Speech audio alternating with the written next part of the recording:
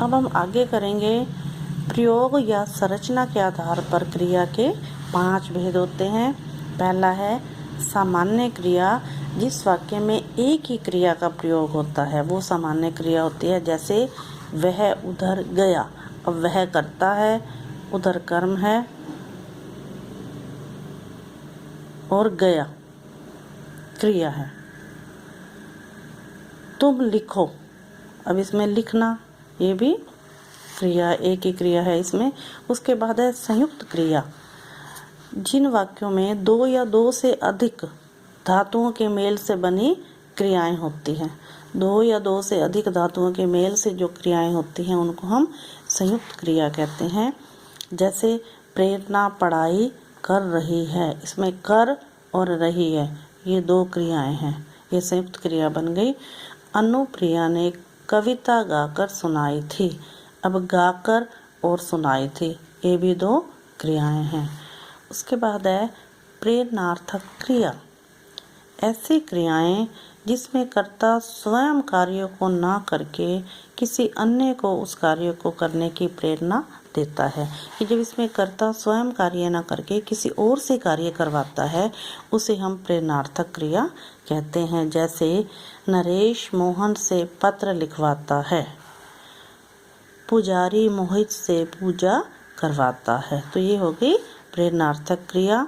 उसके बाद नाम धातु क्रिया, जो क्रियाएं संज्ञा, सर्वनाम, विशेषण आदि से बनती है उन्हें हम नाम धातु क्रियाएं कहते हैं।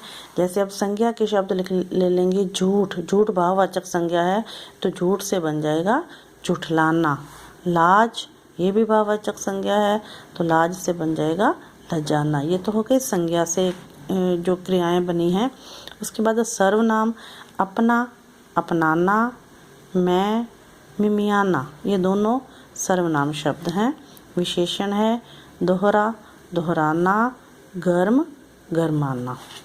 उसके बाद है पूर्वकालिक क्रिया, ऐसी क्रिया जो मुख्य क्रिया से पहले आकर पूर्ण हो जाती है।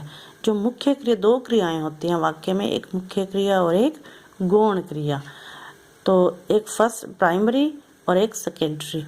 तो इसमें जो है जो दूसरी क्रिया है वो मुख्य क्रिया से पहले हो जाती है। जैसे वह खाना खाकर सो गया, अब इसमें मुख्य क्रिया सोना था लेकिन खाना खाकर ये उससे पहले हो गई क्रिया, खाने की क्रिया उससे पहले हो गई, तो इसलिए ये हो गया पूर्वकालिक क्रिया। विपुल ने दौड़कर गेंद उठाई, अब इसमें भी उठाई जो है मुख्य क्रिया है लेकिन दौड़कर ये क्रिया उससे पहले हो गई है, तो इसको हम कहेंगे पूर्वकालिक क्रिया।